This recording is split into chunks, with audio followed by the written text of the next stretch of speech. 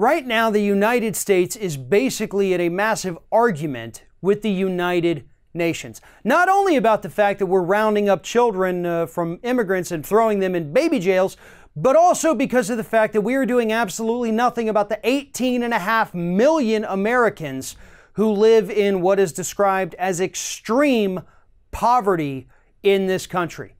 So, last Friday, the administration fought back and they told the UN Human Rights Council that extreme poverty actually doesn't exist in the United States at all. That's what they said. They said that less than 250,000 people in the U.S. are living in extreme poverty, which would be 0.08%, which statistically would mean it does not exist. The Trump administration is trying to act like there are not 18.5 million people in this country living in extreme poverty, unsure of how they're going to survive from day to day.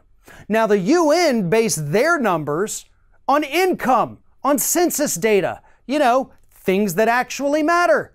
The Trump administration got their 250,000 person number from the conservative think tank, the Heritage Foundation.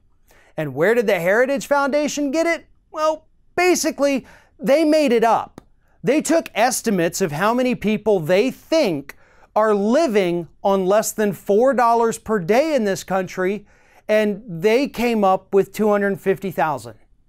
That's literally the math that they used. There were no hard statistics. There was no hard data. They just kind of guessed and made up an arbitrary number. $4 a day is extreme poverty, and 250,000 into the discussion. And so that's what the Trump administration actually went to the UN and told them. They said, UN, you are lying about 18.5 million. Our number right here that I just wrote on a piece of paper says 250,000. That's not how it works. But more importantly, it shows that this administration, one, is not taking the issue of extreme poverty seriously, and two, doesn't give a damn about the people that put them in power. Because if you look at maps, you look at where this extreme poverty is, the worst state in the country is Alabama. All of those hardcore liberals in Alabama, right? No, those are Trump supporters. The rest of them are in that so-called flyover country, the Midwest, who also happen to be Trump supporters and Republicans.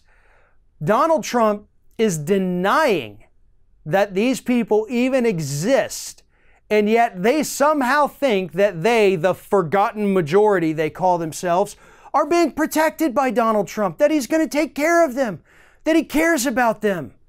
I mean, do you people understand he literally had his people go to the UN and say that you don't exist? You think he's got a plan to fix things? You think he's got an idea to make the economy any better or your lives any better? Because he doesn't.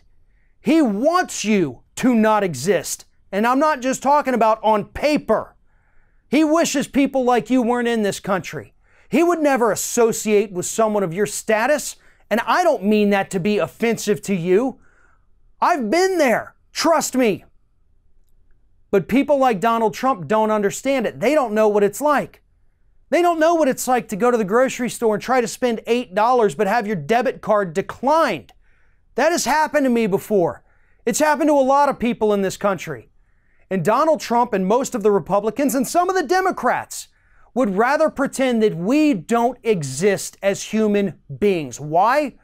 Because it makes them look bad. It makes them look like they are failures when you put all the numbers down on the paper, the right numbers, not the one from the Heritage Foundation.